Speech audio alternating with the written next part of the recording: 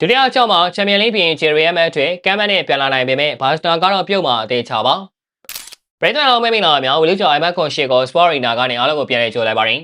ရီယမ်မတ်တွေဘာစတာနဲ့လီဗာပူးတို့ဒုတိယအကြောင်းမှာဘယ်အသင်းတွေကကမ်းမတ်လုံနိုင်မလဲဆိုတာကအလွန်ကုန်စိတ်ဝင်စားဖို့ကောင်းပါတယ်2015ခုနှစ်နောက်ပိုင်းချန်ပီယံလိဖလားမရတာ10နှစ်ကျော်ပြီဖြစ်တဲ့ဘာစတာတို့ဒီနေ့ရောကွာတာနဲ့တင်ကျင်းနေရတော့မယ့်နေထားပါရီယမ်ကတော့ဒီလိုနေထားတွေကနေချင်းချင်းကမ်းမတ်ပြဖို့တာကြောင့်ပြန်လာနိုင်ခြေရှိနေပါတယ်ဒါဆိုရင်ဘယ်အသင်းတွေဒုတိယအကြောင်းမှာကမ်းမတ်လာနိုင်မလဲတစ်ချက်ကြည့်လိုက်ရအောင်ပါ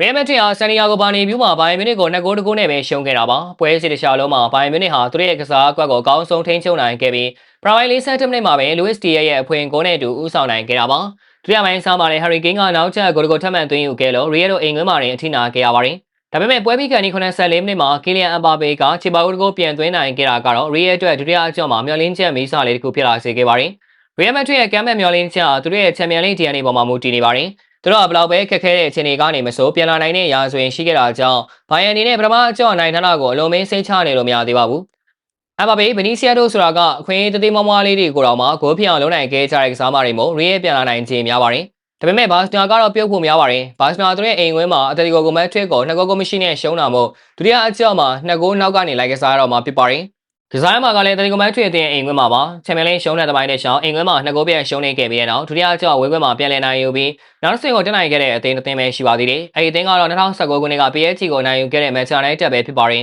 ဒါအပြင်ဘာစတာဟာသူတို့ရဲ့အဓိကနောက်ခံလူပါဦးကူပါစီကိုပွဲပေအကြောင်းလွဲချော်ရမှာဖြစ်တယ်လို့တိုက်စစ်မူရာဖီညာဟာလည်းဒဏ်ရာကြောင့်ပါဝင်နိုင်မှာမဟုတ်ပါဘူးဘယ်ဒီနဲ့ဖရန်ကီတီအောင်ရဲ့ချက်ခိုင်မှုအခြေအနေတွေကလည်းမြေများဖြစ်နေတာကနီးပြဟန်စီဖလေအတွက်တော့ကောင်းခဲစရာပါ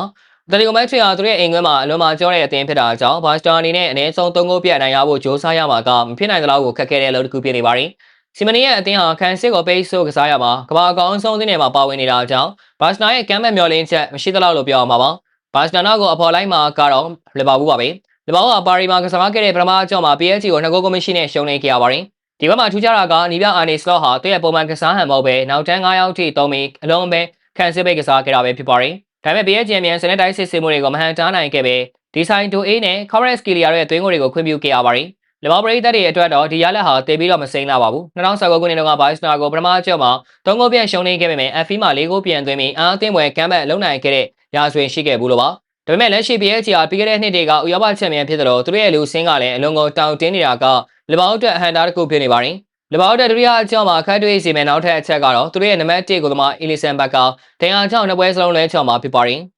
သူနေရာမှာစားဝင်ကစားနေတဲ့မာမာဒက်ရှ်ပီလီကပထမအကြောင်းမှာလည်းဆွမ်းပြားခဲ့လို့သာလီဗာပူးတို့ဂိုးတွေအများကြီးထပ်မပေးခဲ့တာဖြစ်ပါတယ်။တိုင်းစစ်ပိုင်းမှာတော့အလက်ဆန်ဒါအိုင်ဆန်ဟာဒဏ်ရာကနေပြန်လည်တက်တာလာပြီးဖြစ်လို့ဒုတိယအကြောင်းကလေးကပါဝင်လာနိုင်တာကလီဗာပူးအတွက်သတင်းကောင်းပါ။ဒါပေမဲ့မိုဟာမက်ဆာလာကိုလည်း FA မှာလုံးပြဖို့ပရိသတ်တွေကမျှော်လင့်နေကြပါတယ်။ဒါပေမဲ့ချဲဆီလိုမျိုး PSG ကိုနိုင်တော့နိုင်တယ်ဒါပေမဲ့နှစ်ကြော်ပေါင်းမှာရှုံးမယ်ဆိုတာမျိုးကပိုဖြစ်နိုင်ခြေရှိနေတာဖြစ်ပါတယ်။ဟုတ်ကဲ့ပါခင်ဗျာဗီဒီယိုလေးကတော့ပါပဲနောက်နေ့မှလည်းအားကစားနဲ့ပတ်သက်တဲ့သတင်းကြားတွေကိုတင်ဆက်ပေးသွားမှာဖြစ်တာကြောင့်ကျွန်တော်တို့ရဲ့ page ကို like and follow လုပ်ပြီးဒီဗီဒီယိုလေးကိုလည်း share ပေးကြပါအောင်လို့ပြောရင်းနဲ့ညီကုန်းချုပ်လိုက်ရပါတယ်ခင်ဗျာ